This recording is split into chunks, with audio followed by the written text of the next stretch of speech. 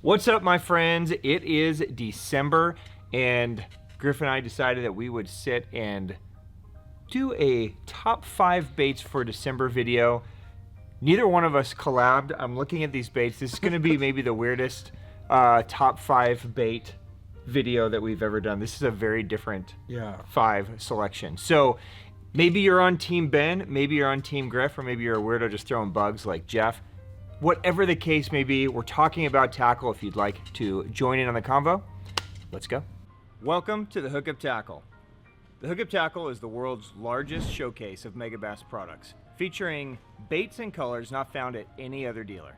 The Hookup also offers a wide display of OSP, Evergreen, Deps, Lucky Craft, Jackal, and many more.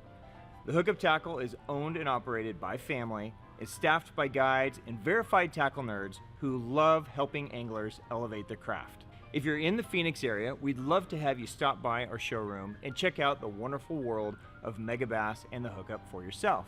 If you shop online, there are almost 10,000 SKUs of Megabass products alone, with hundreds of other companies and new products being added daily. So next time you're looking for that hard to find bait, that color your fish have never seen before, or maybe you just want to elevate your game, look at thehookuptackle.com. Welcome back, my friends. I am Ben with the Hookup Tackle, the Tackle Otaku on Instagram, being joined by my buddy G Sticks Bespoke on Instagram, and of course, everybody's favorite bug guy at Jeffrey the King. Top of the morning to you, Jeff. You know, this is a very sad time of the year because all the bugs, they hibernate or they die. So it's like the fish don't eat my bug baits. Oh, they probably eat them as they're like dying, like fluttering down from the surface, bottom, right? Okay. I'm sorry I don't have any bug baits in my top 5 December baits. Oh, darn. I'm obviously missing something. Do you have many bug baits in your top 5? None.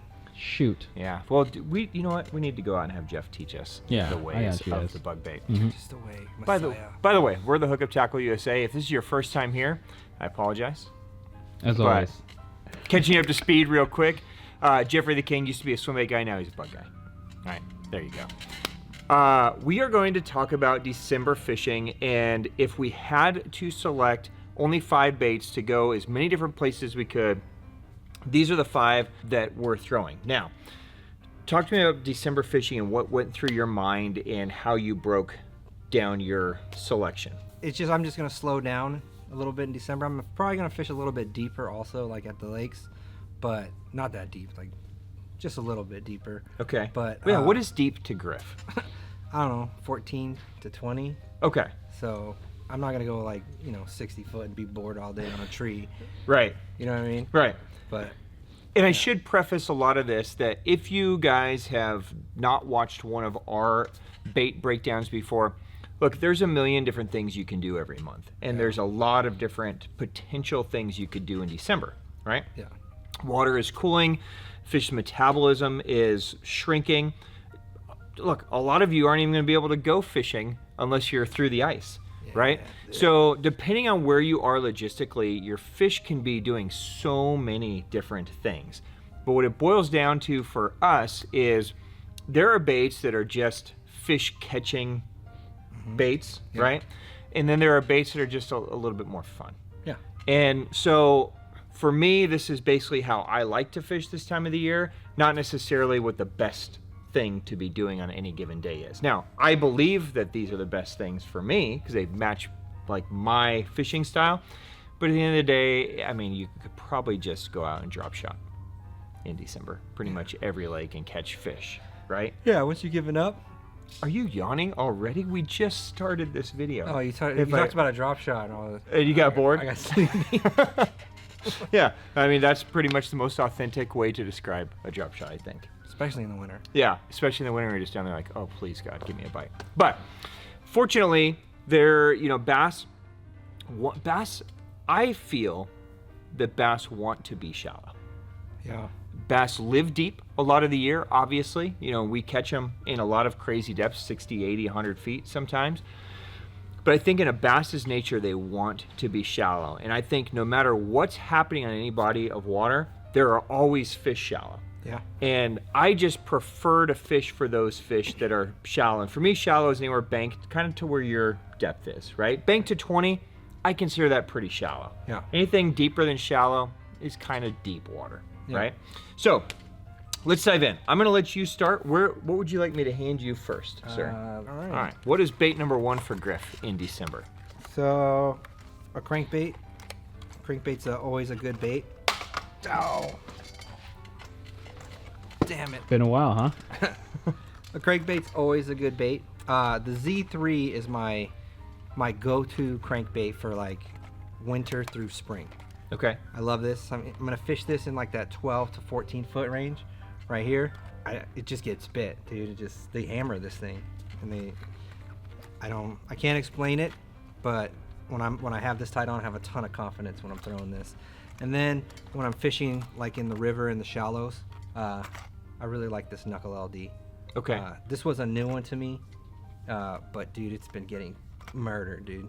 What do you think about, what is it about the Knuckle compared to, you know, an LC or an Evoke or some other square bills that you and I throw all the time? What is it about this that's getting bit, you think? I think it's very similar to the Evoke, the way that it deflects.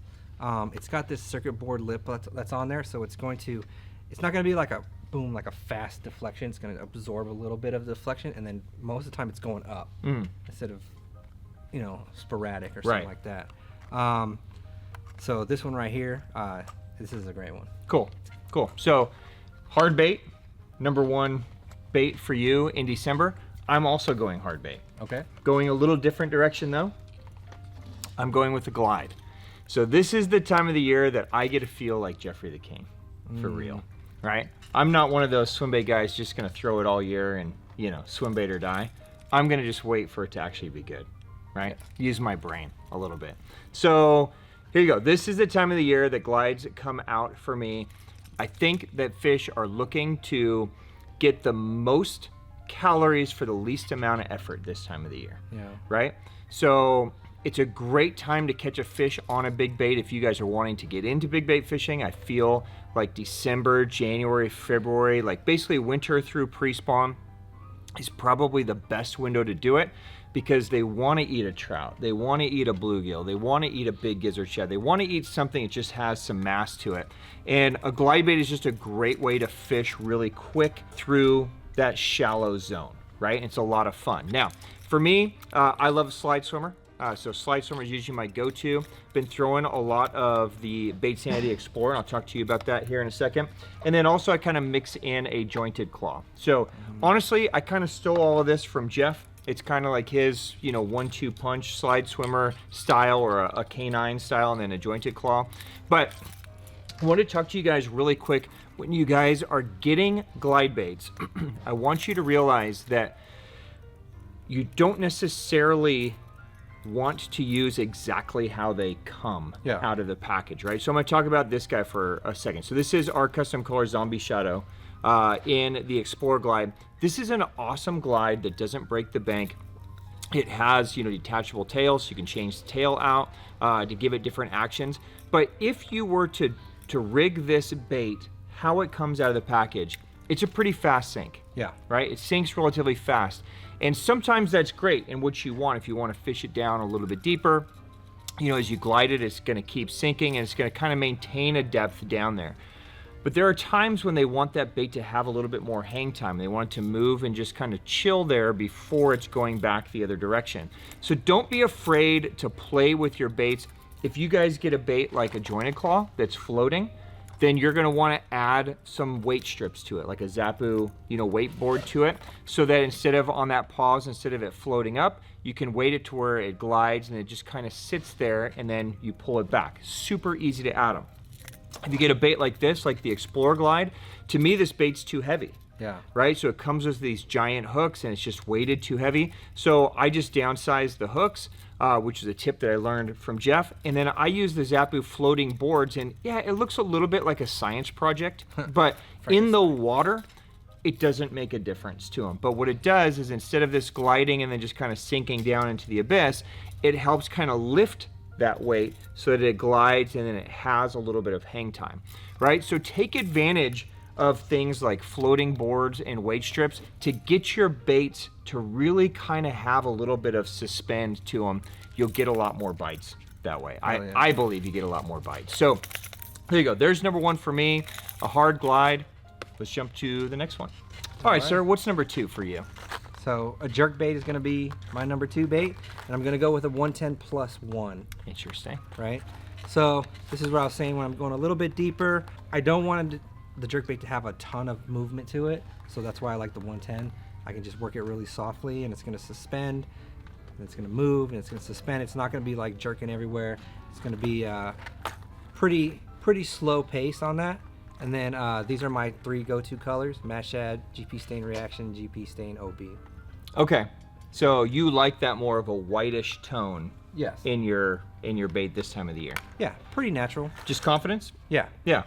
Yeah, Okay. definitely. Are you doing anything different with cadence this time of the year than you were doing, say, the last couple of months? Are you fishing it faster or slower, or is it kind of the same? I'm always fishing the 110 pretty slow. Okay. So I'm never really just doing a bunch of motions to it. I'm Okay. just like, I'll give it like a twitch and then pause and then a twitch, pause. I'm never really like ripping it a bunch of times. So it's going to stay the same for me all year. Cool.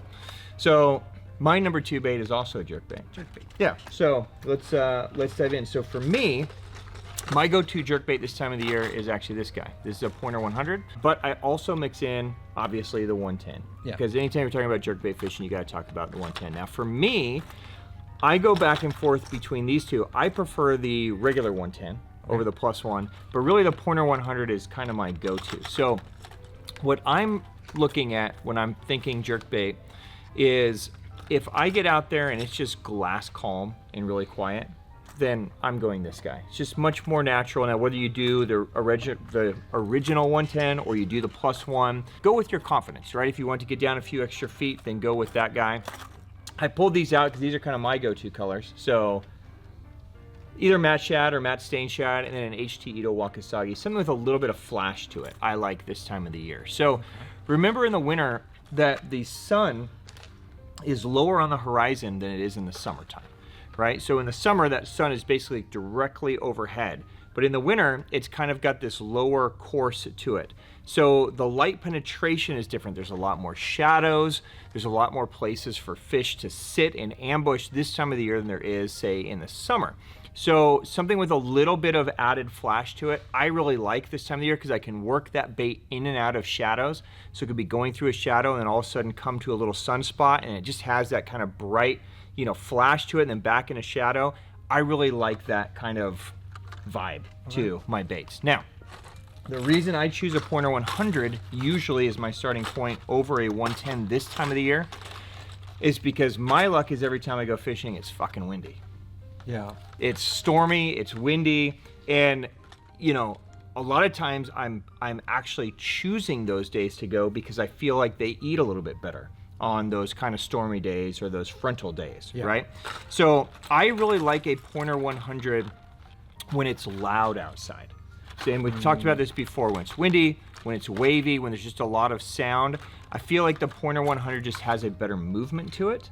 It's something I can fish a little bit more aggressively. It's a lot louder, so it's moving around, and I feel like I get bigger bites on the Pointer than I do on the Ito in the winter. So this is kind of getting down to a similar depth that you're getting down to with the 110 plus 1. Yes. Right? I feel like this gets a couple feet deeper than a 110. So we're kind of fishing in the same area. I'm just creating a lot of ruckus, and you're creating more finesse. Yeah. Natural. And that one's a true suspend too. It's a true suspend, yeah, which is nice. So if I'm wanting to make a super long cast, which I do a lot of times this time of the year, and I want to give it like 3 hard jerks and just let it sit and marinate and just let the waves kind of move the bait around, I can do that really easily with this one. Whereas with the regular 110, this is more of a true slow float. Yeah. So I can't give it as long of a pause in between. And sometimes when those fish are real lethargic, they want a, and then just sometimes I'm counting to 10 or 15 or 20 or some crazy amount in between jerks. So for me, a jerkbait number 2. For you, a jerkbait number 2. All right, let's see. I think that's the one thing we agree on this month, by the way. Let's see what your number 3 is. All right, number 3, sir. What do you got for us? I have the A-rig. Okay. All right, and specifically the Mop Deuce is the one that I'm using right now because it gives you the 2 slots right here. So the hook deal going on in Arizona where I can only put 2 anyway. Yep. So the Mop Deuce right here from Hogfarmer. And then the bait that I'm using is going to be this Huddle Fat Fly. Interesting. Fat fly. Interesting. Right? So this bait right here, it's going to be very, very small movements. It's not going to have a ton of tail kick. It's just going to come through the water really, really small. The blades are going to be doing most of the commotion stuff. And then it gets bit more right now for me than any other bait. So you think the flash of the blades, but then the subtlety of that bait, because that is a super subtle soft plastic compared to something like a Keitech or something that's got this big paddle kick. That just literally just kind of, it's pretty much just vibrates. there. Yeah. It's just there, right, rolling. But I catch a ton of fish on all of the Imakatsu Huddle swim baits. Yep. This one is super sick because this one will stay on the hook forever. Okay. It's got that Elastex material on there. Yep. So I've been really liking this one. Okay. So. And you like the 2-arm full of blades versus a traditional 5-arm where you have some fake teasers this time of the year? Yes. Okay. I'm rarely ever gonna run teasers. Oh, so you like the blades as your teasers? Yes. Okay. So this is an A-rig that you throw year round. Yes. Okay. This time of the year, shallow, deep. What size jig heads are you using on these guys? How are you positioning it? So this time of year, this is gonna probably be the deepest thing that I'm fishing. Okay. Right. I'm probably gonna fish it in about 20 feet. Okay. I'm gonna go like a 1/4 ounce on the jig heads. Okay. And then I'm gonna fish it super slow. Got it. Right. Yeah. As soon as I feel those blades turning, that's where I'm gonna pace myself. You know, give it a couple pops every once in a while, but it's not like that super erratic stuff like in the springtime. Yep. When you run through the trees and stuff like that, I'm not doing any of that. I'm just gonna slow crank it, give it a pop every once in a while, and then hold on. Cool. Cool. There it is. Well, I mean, I love an A-rig, so I approve of your decision, sir. Oh, thanks, dude. So yeah, good selection there. Yeah, you have the Ben stamp of approval. Hell All right. yeah.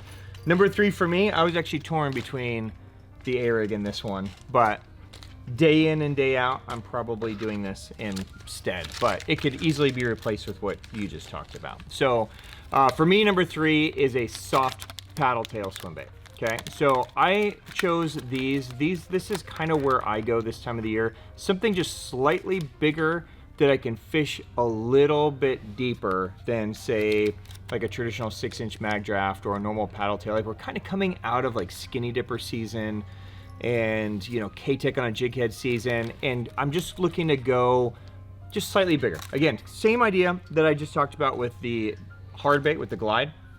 So something like a Magdraft Freestyle or a Citizen, I really like. I usually love to rig them. I'd say probably 19 out of 20 times I rig them on this hook here, which is an 8/0 Beast Flashy Swimmer. I like that flashy swimmer because that blade just helps it maintain a little bit of depth. I can control depth fish it. If you throw it on just a regular weighted hook, you just have to fish it so painfully slow to keep that depth, which is great if you have the patience. I just don't have the patience. Yeah. So I like to put the blade on there. That way I can throw it out, let it sink down into 8, 10, 12 feet, some of the same areas it sounds like you're fishing with the A-rig, and then just kind of crawl it through the brush, up and over rocks. I can kind of just present a bigger profile on the bottom, and then the glide bait allows me to present a bigger profile higher in the column. Okay. So that's kind of my 1-2 swim bait approach. Jeff's probably shaking his head in disgust, but for me, that works great. I can catch fish almost anywhere, whether it's a pond or a big lake, between the glide and that soft paddle tail. So, ready for number 4? Let's go. All right. All right, guy, number 4 for you. What you got? Number 4 for me is the Vato rig. Shocker. That's a gangster. Yeah. All right. Yeah. Hey, it works. It gets bit. That's true. So, if you guys have seen on this channel, I've thrown the Vato rig a lot. I'm just gonna put a hook on there. I'm gonna put a free rig weight on the shank of the hook before I put the hook point into the bait. And right now, all I'm gonna do is find trees, and I'm gonna flip trees with it. Okay, so this is a shallow Yes. thing for you. Yeah. Interesting. So I'm about 10, like bank to 10 foot. Okay. I'm gonna flip trees with it. I just let it sink. I do a lift, just like flipping a craw or a jig. Yep. I'm gonna, you know, lift and drop, reel it up, and just reflip it out there. Okay. So, the OSP Shadtail is a go-to on the Vato rig, but this year we got introduced to this bait right here, the Cramp Shad. You've caught a lot of fish on that bait. Yeah. Yeah. The Cramp Shad is amazing. They did a really good job building this bait. It's pretty sick. I see you. I saw you lose a big one on that.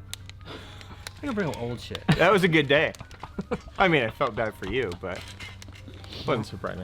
It was a good one. Yeah, it was an alright. It might have been a catfish. I don't know. So, any particular? I know you held up the Infini. I wasn't paying attention. What size are you recommending on like the weight? So, and Jeff, have we done a breakdown on the Vato rig? Mm-hmm. Can you just leave a link somewhere up here in case people are new to the Vato rig? They can click on it and see how he rigs it. What size are you doing since you're fishing this relatively shallow? So I'm just gonna go with the weight on how fast I want it to sink. Okay. So if I want it to sink faster, you know, I'm gonna go like a quarter. Okay. But you know, when you get a quarter, that weight gets pretty big. Yep. So I think quarter is gonna be the biggest one I'm running. Okay. And then the Infini is my favorite hook, so I have a ton of confidence in this hook, so I'm always gonna use the Infini hook. And are you going heavier line?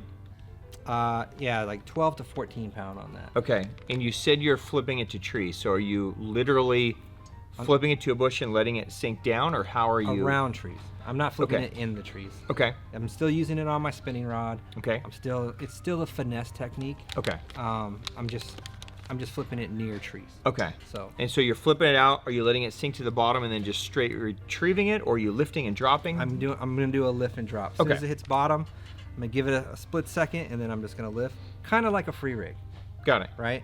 But the weight's gonna shift on that hook shank. Yep. So when you pull it up, the weight's gonna go to the bottom. When you pause it, that bait's kind of gonna turn like this, and that weight will center itself, and it'll give it like a vertical fall, and then boom, it's gonna turn like that. Got it. So it's just creating some different movement in the bait depending on how it's being retrieved. Yes.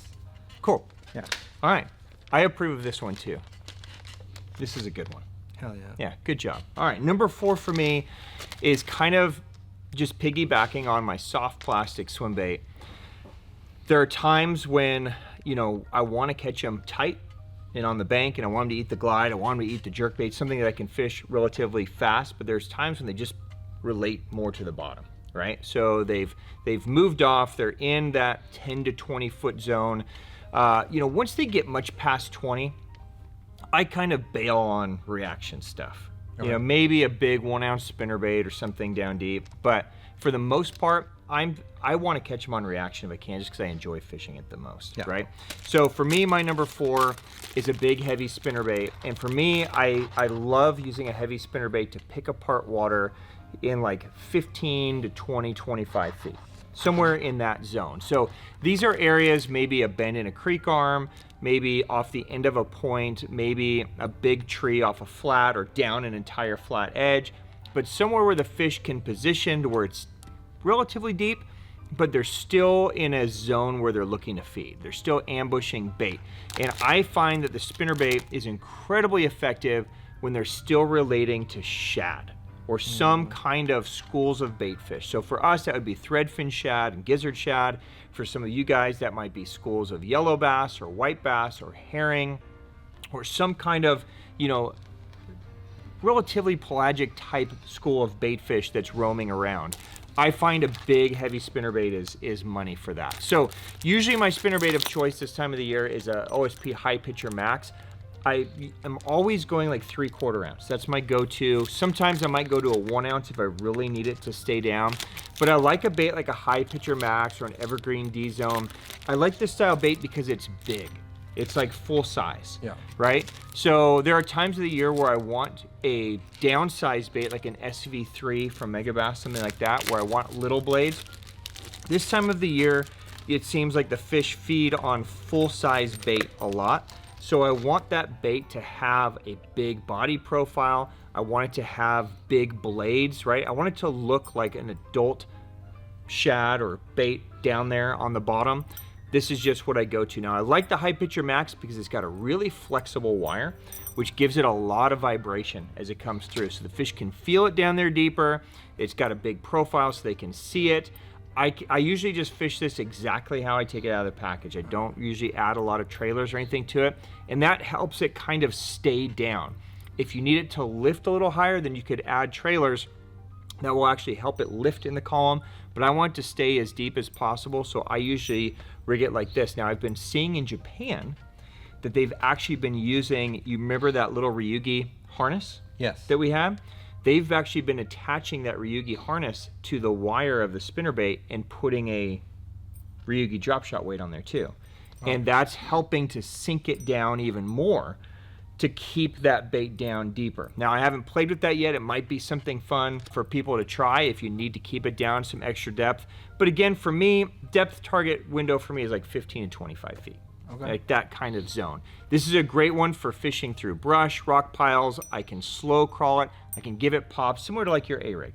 Okay. Right? I can kind of fish it slow, and every once in a while just give it a pop that causes it to kind of clack and flash and flutter. But I find that they just eat that big spinnerbait really well. So these are the two I'd recommend. The D-Zone from Evergreen, High Pitcher Max, and if you need to downsize, just a regular High Pitcher comes in a 1 ounce that will stay down really, really well. You can also go with the SV3 from Megabass. That's a great one to keep on the bottom. So for me, number 4, big spinnerbait. All right, how you wrapping this guy? All right.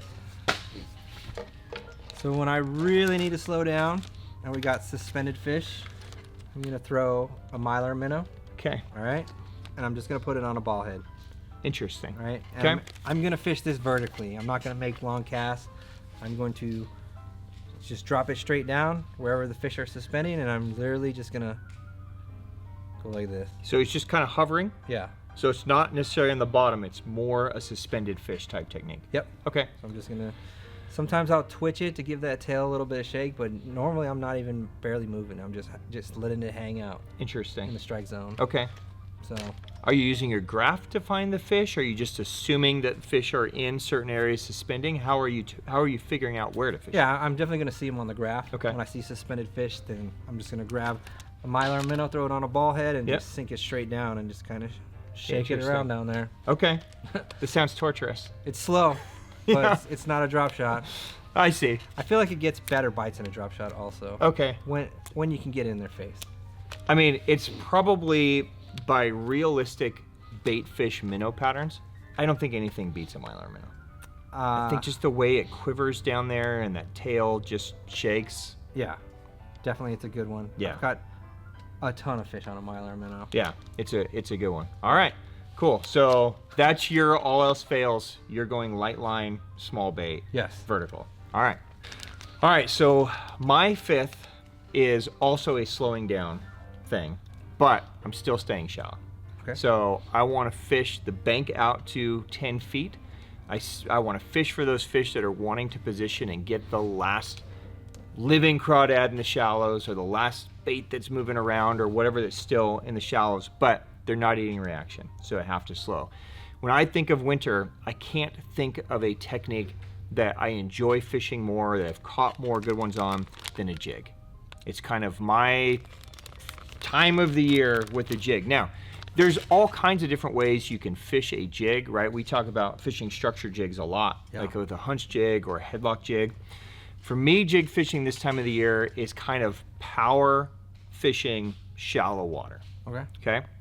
So I'm looking for bluffs. I'm looking for steep banks. I'm looking for steep rock. I'm looking for somewhere that a fish can kind of suspend in open water, and then when he's hungry, he can just literally just kind of move 10 or 15 feet to a steep bank and eat something, and then just go back out there and chill. And really easy for him if he needs to move vertically. If the water raises or drops, he can very easily just kind of move with it. If the water gets warmer or hotter, he can very easily move with it. So these are kind of high percentage areas for me in the wintertime that seem to hold a lot of fish, and a jig's a great way to get them. Now, I usually almost always am going 1/2 ounce or 3/4 ounce here. I want a heavier jig because I want to still kind of fish it fast. This is the time of the year that traditionally I like a big jig. Okay, so something like, an OSP strong jig or an RC flatback jig from Deps. Somewhere in here, I like this big moppy style. I usually stick with darker colors, so I'm almost always going black or brown here. I like the strong because it's a living rubber, and I also feel that living rubber gets bit a little bit better in the winter. Might just be totally in my head. So, you guys play with different skirt materials and see what works for you.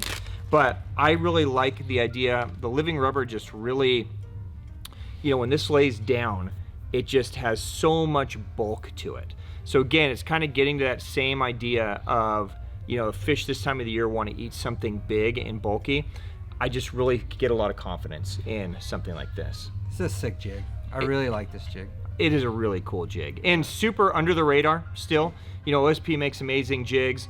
Deps makes amazing jigs, still super under the radar, but it doesn't matter if you guys are Dirty Jigs fans or, you know, whatever jig you like. I just would recommend something that's got a little bit more bulk. Now, I also like more of this kind of arky style head, kind of a hybrid head. It's a great one for close range, kind of just pitching and hopping down some steeper areas. It comes through that really well. Now, I am in love with this as a trailer. Now, you could use a big bulky craw, like a 4-inch or 5-inch craw on the back. I'm super in love with this 6-inch Dolive Shrimp on the back of this. So again, I'm just trying to create a big profile here, and I'll show this to you, and once you see it on, so this is a Dolive Shrimp. It's just a big, bulky shrimp, right? But again, big old shrimp. Shrimps.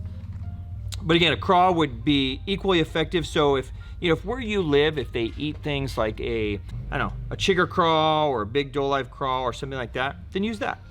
You know, put it on the back. But you can get away with a 4 or 5-inch on this. You don't have to downsize to a 3-inch. But the reason I like that Dolive Shrimp is I can keep all my mopping material and add the trailer. And then it just creates this massive package that's what she said, that moves just perfectly nice in the water. And when you guys see this in the water, it just has this great undulation to it. It's impossible not to see it. Yeah. Right? So, you know, getting back to, you know, one of the draw powers of a glide bait or a big bait is it just has a magnetism to it, right? You put a big 8 or 10-inch bait in the water, everything's interested in it. You might not get the bite, but everything's looking at it, following it, right? It's the same on the bottom, right? So if you throw something big and giant on the bottom, fish are going to come and look and see it. Then it's kind of up to you to figure out how to get the bite. Your angle's got to be right, your presentation's got to be right. So this is just a great way to do it. Now, if that's too big for your waters, you can downsize and you can stay in a finesse. I would just go to like something like an OSP 01 jig with a little 3-inch Dolive craw. Again, I would keep it in like a black or a brown. Living rubber for sure for me this time of the year. If I can find it, I'll go to just regular skirt material if I can't. But again, I love that combo, that black on black or brown on brown or black on brown. Just great this time of the year. So there's my go-to number 5, a big jig. There it is. There it is. Good choices. Good choices. Yeah, I think you did really well, sir. Yeah. Yeah. You and me have very different approaches. Yeah. And I appreciate it. I love hearing your mind and your thought process through how you're choosing baits and where the fish are. So I appreciate you sitting down and having a conversation, fine sir. Yes. Jeff, was this insightful for you? No. Okay. Well, that's great. you take all your new swim bait rigging tips that you just learned. Yeah, you can borrow those rigging tips back if you would like. Oh, them. dude, thank you very much. Oh, it is my pleasure. You know what? You're right. I did take away from this video. It was all your swim bait knowledge. Yeah. Did it sound familiar? Not really. Hey, No, listen. it sounds original. I try to surround myself with the smartest, best people I know Ethan? so that I can learn as much as I can. Don't laugh. So, thank you for the tips, Jeff. I'm glad I could share them here. Thank you for the tips, Griff. Absolutely. I hope that was enjoyable. If you guys have any questions on anything that we covered today, drop it down below in the comments, and either Griff or myself will get to it, or maybe both of us. And maybe if it's a bug question, Jeff will chime in. Probably not, though. He's really grumpy about that. It's probably because he's hungry. Yeah. Eat this week, will you? Well, bug baits are a secret of mine. The pros don't want you to know. Okay, well, this sounds like another video coming. Stay tuned for that epicness. Guys, enjoy your December. Stay warm.